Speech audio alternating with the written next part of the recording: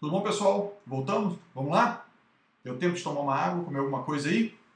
Então vamos agora voltar para a nossa segunda parte da aula, que é a parte prática. Vocês já estão vendo aí na tela de vocês que do nosso lado direito tem já um modelo de recurso extraordinário, que é com o qual a gente vai trabalhar, certo?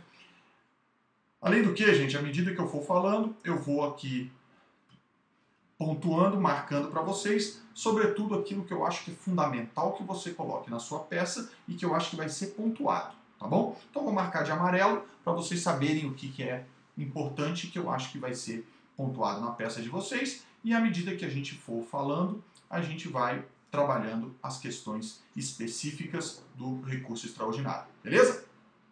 Então vamos começar com a seguinte questão. Percebam vocês aí que no recurso extraordinário a gente tem primeiro a folha de interposição. Vocês vão começar o recurso extraordinário de vocês com essa folha de interposição. E lembra que a gente falou agora há pouco? O recurso extraordinário ele é dirigido ao presidente do tribunal contra o qual você está recorrendo, dirigido ao presidente para que ele exerça o juízo de admissibilidade. E aí vocês podem ver que o nosso modelo, como eu falei, está dirigido ao presidente, desembargador-presidente do Tribunal Regional Federal. Eu usei a primeira região, mas vocês podem usar, no caso, qualquer região, ou no caso da prova, vocês vão usar a região que colocarem para vocês, se for o TRF, porque pode ser qualquer daqueles tribunais vistos na aula, na primeira parte da aula, certo? Então aqui já marquei em amarelo, porque isso aqui é fundamental para vocês na hora da prova. Tem que acertar essa parte aqui. Segunda parte, processo recorrente e recorrido, marcado aqui de azul, é fundamental? Não, não é. Se você esquecer, você vai perder a prova? Não, não vai. Tá bom? Não vai perder ponto. Mas é legal de colocar. O processo aqui, você coloca o número do processo, se derem na prova, se não derem, você deixa sem processo, sem nada. Recorrente, você vai colocar união, que obviamente você é advogado da união, portanto você está recorrendo pela união. Recorrido, se ele der um nome, você coloca. Se ele não der, você pode deixar em branco só para fazer menção para o examinador saber que você sabe o número do processo e as partes no processo. Certo? Perguntinha boa. Rodrigo, o que eu faço aqui, onde estou marcando o mouse aqui? Ó? Essa parte aqui onde eu estou marcando o mouse. Deixo um espaço, não deixo? É da cabeça de vocês. Se for deixar o espaço, deixa no máximo uma linha, porque vocês vão precisar de mais linhas, muita linha para escrever. Além do que, a gente sabe que existe uma limitação de linhas no CESP, então vocês não podem perder linha de bobeira. Se for deixar, deixa uma linha só, tá bom? Se não quiser, coloca junto, assim não tem nenhum problema, pode juntar tudo na hora da prova, assim não tem problema, porque o que interessa lá é a forma, o conteúdo dentro daquilo que eles te possibilitam, que são as 90 linhas, 120 linhas, se for o caso. Tudo bem? Então, vamos continuando. Vocês vão colocar qual é o processo, quem é o recorrente, quem é o recorrido, e vão começar com a qualificação. A união, obviamente, isso aqui vocês não podem esquecer, porque a gente está trabalhando como advogado da união. No caso, na prova, vocês são advogados da união, não podem esquecer isso aqui. Esse representado na forma da Lei Complementar 73/93, você mostra para o examinador que você sabe qual é a lei que regula a sua carreira e qual é a lei que te dá legitimidade para ingressar em juízo, no caso, recorrer pela união. Aqui vocês vão continuar nos autos do processo em epígrafe, ou seja, aquele processo que está indicado acima, inconformada com a devida vênia com as flagrantes ofensas ao texto constitucional perpetradas, vem respeitosamente a presença de Vossa Excelência interpor. E aqui, gente, é fundamental. Não vai errar o nome do recurso. Se for entrar, se é o caso de recurso extraordinário, não vai entrar com recurso especial. Se for o caso de recurso especial, não vai entrar com recurso extraordinário. Porque aqui você perde a prova se você errar o nome do recurso. Certo? Questão importante. Faz assim como eu fiz, deixa uma linha, pula uma linha, não. Vamos fazer assim, ó, que fica muito melhor para vocês e vocês ganham linhas na hora da prova. Coloca tudo numa linha só. Tá bom? Beleza? Tá aí. Façam assim na hora da prova, recurso extraordinário. Com fundamento aonde, gente? Isso aqui é fundamental também. Com fundamento no artigo 102, inciso 3, letra A da Constituição. Lembre-se que vocês podem usar a lei seca na prova e, portanto, vocês vão ter a possibilidade, se esquecerem esse inciso 3 alineado, vocês têm a possibilidade de, na hora da prova, consultarem a Constituição e colocar. Tá bom? Aqui vocês fecharam para o examinador que vocês sabem para quem dirige o recurso, vocês sabem qual é o recurso, vocês estão pela União e que vocês sabem o fundamento do recurso que vocês querem. Certo? Então, não esqueçam, desses 4 pontos que eu marquei, o mais importante é acertar o recurso, gente, por favor. Esse segundo parágrafo é fundamental? Não é. Mas é legal que vocês coloquem, porque vai te dar aquela pontuação de diferença, aquele diferencial para vocês mostrarem para o examinador que vocês estão ali confiantes e sabendo o que vocês estão fazendo. Vocês vão requerer a intimação dos recorridos para que eles apresentem as contrarrazões, bem como a admissão do recurso extraordinário, com a determinação do prosseguimento dele para o STF. E por que a admissão, gente? Por que essa palavra é importante? Porque, lembra que eu disse? O juízo de admissibilidade é realizado pelo presidente do tribunal. Portanto, vocês têm que pedir para que ele admita e remeta ao STF. Tá beleza? Estamos terminando já a folha de interposição. Nesses termos, pede deferimento, local e data. Vocês não vão colocar nem data, nem o nome de uma cidade específica, porque senão vocês podem identificar a prova. Identificação de prova é eliminação do concurso. Então vocês vão colocar tão somente local e data, como está aí. Certo? E a assinatura, o que vocês fazem? Gente, isso vocês já estão bem calejados, não custa, mas não custa repetir. Nunca assinem a prova, nunca coloquem o nome de vocês. Vocês vão colocar apenas essa menção. Advogado, advogada da União. Às vezes as provas do CESP, elas contêm no próprio enunciado da questão dizendo: assine ao final tão somente como advogado da União. Tá bom? Então, essa menção aqui vocês fecham a folha de interposição. Deem uma olhada, vamos passar rapidamente de novo. Deem uma olhada, aqui fechou a folha de interposição, mandou para o presidente, qualificou a União, recurso extraordinário, artigo com o qual você está trabalhando, admissão do recurso para o presidente e advogado da União embaixo. Beleza? Na linha seguinte, aqui a gente deu um espaço, mas na linha seguinte vocês já entram com a segunda parte do seu recurso. Essa é a folha de interposição dirigida ao presidente do tribunal. Segunda parte do recurso, agora vocês entram com as razões do recurso extraordinário. E as razões do recurso extraordinário, o mérito do recurso é dirigido a quem, gente? Ao Supremo Tribunal Federal. Então vocês vão aqui na linha seguinte, se quiser pular uma linha fica legal, que é para dar uma estrutura mais bacana para a sua peça. Vocês veem eminentes ministros do Supremo Tribunal Federal, razões do recurso extraordinário. Certo? E aí vocês começam as suas razões. Isso aqui é importante? É. Por que é importante? Porque aqui o examinador vai saber que você está diferenciando folha de interposição daquilo que são as razões, os fundamentos do seu recurso. Tá bom? E aqui a gente vai começar com síntese da demanda. Síntese é o relatório, gente. Aí vocês devem estar me perguntando: mas Rodrigo, eu preciso fazer relatório na hora da prova? E eu respondo para vocês: só se a prova não disser nada. Ultimamente o CESP tem dito nas provas: fica dispensado o relatório, não precisa se preocupar com os fatos. Se não disser nada desse tipo, gente, vocês têm que fazer. Nem que seja um relatório sucinto, de 1 parágrafo, de 2 parágrafos no máximo. Não percam tempo com o relatório, mas tem que fazer. Tá bom? Deixa eu só repetir, gente. Não percam tempo com o relatório. Façam resumido. Trata-se de acordo, de recurso, trata-se de acórdão que julgou a questão tal. Em razão da inconformidade com o acórdão, apresenta-se o presunto de recurso extraordinário. Ponto. O examinador já sabe que você fez o relatório. Certo? Então está aqui marcado o relatório importante, se não for dispensado pela questão. 2. O cabimento e a tempestividade do recurso. Por que é importante? O cabimento, que é para mostrar para o examinador que vocês sabem que está no artigo 2 da Constituição. Precisa transcrever o artigo? Não precisa. precisa. É perda de tempo e mais é perda de linha. Você vai perder linha transcrevendo o artigo. Portanto, você vai dizer o quê? Que o recurso extraordinário é cabível tão somente de acordo com o artigo 102, inciso 3, alineado a CF. Tá bom? Aqui é só um exemplo, gente. Vocês não vão, obviamente, colocar nesses termos, vocês vão fazer uma redação muito mais legal. Essa aqui é só o ponto para vocês não esquecerem.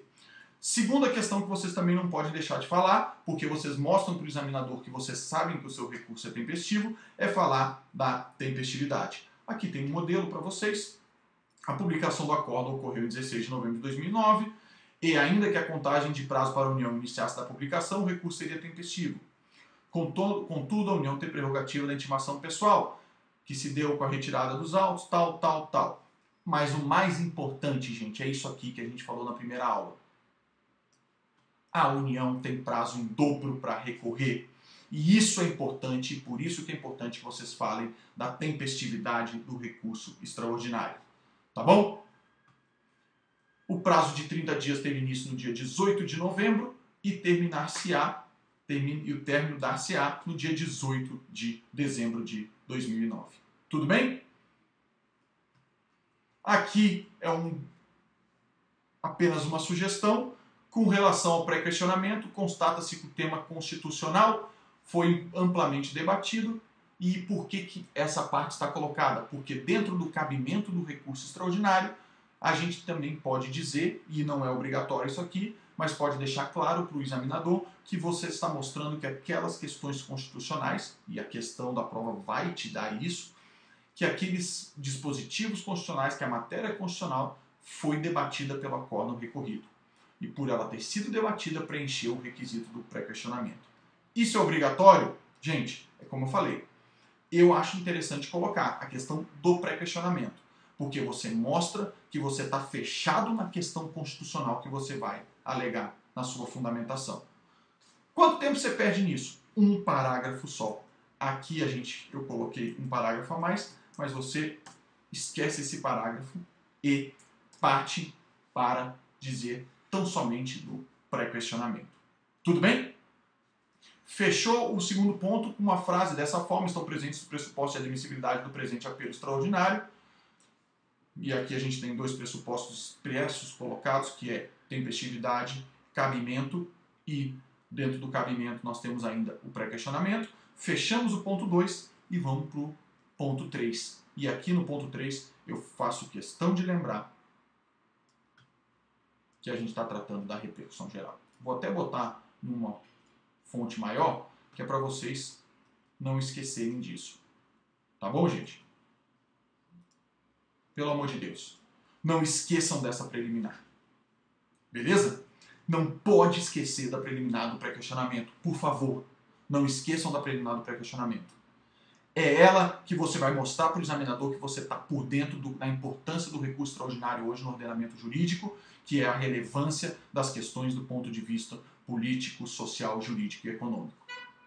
Aqui a gente tem um modelinho para vocês começarem a repercussão geral. E aí pode dizer, a teor do artigo 543-A e parágrafo 2º do CPC, na redação introduzida pela lei tal, não há como negar a necessidade de intervenção do pretório excelso ante a constatação inequívoca de repercussão geral. Considera-se haver repercussão geral nos casos nos quais seja verificada a existência de questões relevantes do ponto de vista econômico, político, social e jurídico, que ultrapassem os limites subjetivos da lei. Já falamos disso tudo. Certo? E aí vocês vão falar qual é o encaixe do fato, do caso de vocês na repercussão geral, num desses 4 pontos da repercussão geral. É aqui que vocês vão encaixar os fatos. No caso em tela, a existência da chamada repercussão geral é evidente, posto que, e aí vocês vão trabalhar qual é a questão específica. Aqui é só um exemplo, vamos tirar essa parte, e aqui vocês vão colocar qual é a matéria específica que vocês têm que vincular à repercussão geral. Tudo bem, gente? É aqui que vocês vão mostrar. Exemplo, numa questão, por exemplo, nós temos hoje um tema muito discutido na Advocacia Geral da União, que é a questão de Belo Monte, a hidrelétrica de Belo Monte, a construção da hidrelétrica. Suponhamos que isso chegue a ponto de ser recorrido para o STF em recurso extraordinário. O que vocês colocariam aqui como repercussão geral? Como repercussão geral, do ponto de vista econômico, a construção da hidrelétrica de Belo Monte é fundamental para o Brasil, tendo em vista que o fornecimento de luz gera crescimento econômico, o crescimento econômico é fundamental para que o país se desenvolva mais, do ponto de vista econômico. Do ponto de vista social, a questão é relevantíssima, tendo em vista que o fornecimento de luz trará energia elétrica para todas as cidades constantes em um determinado território, que é Pará, Amazonas, Mato Grosso do Sul e outros demais estados que serão beneficiados pela construção da hidrelétrica de Belo Monte. E isso trará desenvolvimento social. Isso são questões do ponto de vista econômico e social rapidamente que podem ser desenvolvidas assim. Vai perder tempo fazendo isso? Vai perder quanto para fazer isso? 2 parágrafos, gente. 2 parágrafos no máximo. O examinador quer saber se você sabe que precisa colocar a repercussão geral e no que consiste essa repercussão geral. Tão somente. Beleza? Aí a gente passa para o quarto ponto do nosso recurso, que são os fundamentos específicos daquilo que você entende como violação à matéria constitucional. E aqui, gente, eu digo para vocês, as razões de reforma da qual no recorrido, logo em seguida você vai fazer o seu recurso extraordinário por tópicos. Para cada violação constitucional específica, para cada matéria, você faz um tópico. Aí você vai me dizer, o Rodrigo está falando isso, mas eu lembro de um professor no curso tal, em tal lugar, falou que não podia fazer peça por tópicos. Balela. Entenderam, gente? Balela. Vai por mim. Sempre fiz peça por tópicos no CESP e sempre que fiz nunca tive nenhum problema com isso. Se quiser qualquer coisa, dúvida, o professor Vitor que esteve aqui também sempre fez por tópicos e sempre foi aprovado nas provas que fez por tópico. Nunca houve problema em relação a isso. Então eu digo para vocês, do fundo do coração, não esqueçam. Esqueçam o que disseram até hoje. Faça por tópicos, por duas razões. Primeiro, você deixa a sua peça mais didática, fica mais bonita, fica mais fácil de ser compreendida. E segundo, o examinador vai te adorar. Vai te adorar, gente. Ele vai adorar vocês, gente. Porque ele vai falar, esse cara facilitou minha vida, eu não preciso ficar procurando aqui. O espelho do CESP é um espelho objetivo. Se, por exemplo, olhem aqui, se o CESP pedir para você falar da violação ao artigo 102, parágrafo 2º da Constituição Federal, e você colocou isso como um tópico, o cara não vai nem se preocupar em ler muito o que você escreveu, ele já vai ver que o tópico está lá, você falou dessa violação, pontuou. Facilita a vida do examinador. Beleza? Mas eu vou perder tempo fazendo por tópico, perder linha fazendo por tópico. Não vai não, porque você vai fazer assim, você vai colocar o tópico aqui, 4.1, da violação ao artigo 102, parágrafo 2º da Constituição Federal, e em seguida você vai começar a escrever logo do lado. Aí você vai me dizer, mas não vai ficar meio embaralhado? Não, não vai, porque, gente, como eu falei aqui para vocês, como vocês estão vendo, eu fiz questão de sublinhar a violação no artigo. E aí na hora da prova você só faça uma sublinhada no tópico e continue escrevendo. Porque a sublinhada é como se fosse o destaque. O examinador vai saber que você quis destacar aquilo. Tá beleza? Mas eu tenho mais de um artigo da Constituição para tratar no meu recurso extraordinário que eu entendo que foi violado. Não tem problema. Faremos vários tópicos. Aqui eu botei 4 tópicos para vocês. 4.1, 4.2, 4.3, 4.4. Cada um deles trata de um artigo da Constituição. E aí vocês podem fazer exatamente dessa maneira, gente. Coloca cada um dos tópicos e sai escrevendo ao lado, que vocês não perdem linhas e conseguem fazer uma prova bem didática. Beleza? Aí vocês fecham as razões do seu recurso extraordinário. Podem fazer com tópico, vai com fé, um tópico para cada violação constitucional que vocês verificarem.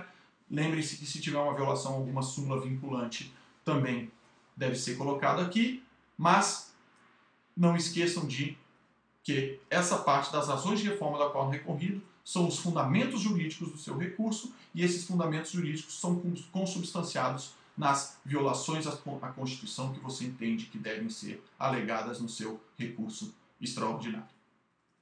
Beleza? E aí a gente vai para o final, para o fechamento da sua peça, para o fechamento do seu recurso, que é o pedido, que, gente, eu vou dizer para vocês, é bem simples. Não há nenhum mistério no pedido do recurso extraordinário. Vocês só precisam pedir duas coisas. Primeiro, que seja reconhecida a repercussão geral, óbvio, porque vocês sabem que primeiro o Supremo decide se o seu recurso tem repercussão geral ou não. Primeiro ele vai dizer, tem repercussão geral. Portanto, passo ao segundo momento de julgamento. Entendeu ele que tem a repercussão geral e passou ao segundo momento de julgamento, ele vai dizer, dou provimento ou não dou provimento no mérito ao seu recurso. E aí é que vem o segundo pedido. E, no mérito, conhecido e provido o presente recurso extraordinário, lembrando-se que ele vai substituir o acórdão do tribunal que você está recorrendo e, portanto, ele vai reformar o acórdão recorrido. Certo, gente? Fechou? Veja como ficou simples o pedido. O pedido é isso, não tem mistério. Seja reconhecida a repercussão geral 1. Segundo, que seja provido o recurso extraordinário, reformando-se o acórdão recorrido. Perceberam como fechou, como é simples? Beleza? No final aqui, igual a peça de interposição, mais uma vez vocês vão falar que vocês querem o deferimento, vão colocar o local e a data sem identificar e vão apenas marcar que são advogados da União, advogada da União. Ah, eu sou mulher e se eu colocar advogado da União, não sei se está correto. Sempre fiz assim em prova, gente, para que o examinador sequer tenha a ideia de que eu sou homem ou mulher. Então você coloca advogado, entre aspas, advogada da União e está fechada a prova, não tem menor problema em relação à identificação. Tudo bem? Perceberam aí? Fechou? Esse modelinho vai para o site, tá bom? Para vocês darem uma conferida aí durante a aula ou para vocês conferirem depois, certo? Estou aberto depois para qualquer pergunta, vou ficar online no site para perguntas e dúvidas que vocês tiverem. Se cair um recurso extraordinário, fechou essa forma, colocou o conteúdo, gente, espero vocês lá na AGU, tá bom? Um abração, bons estudos, boa sorte e mandem brasa nessa prova, nessa segunda fase.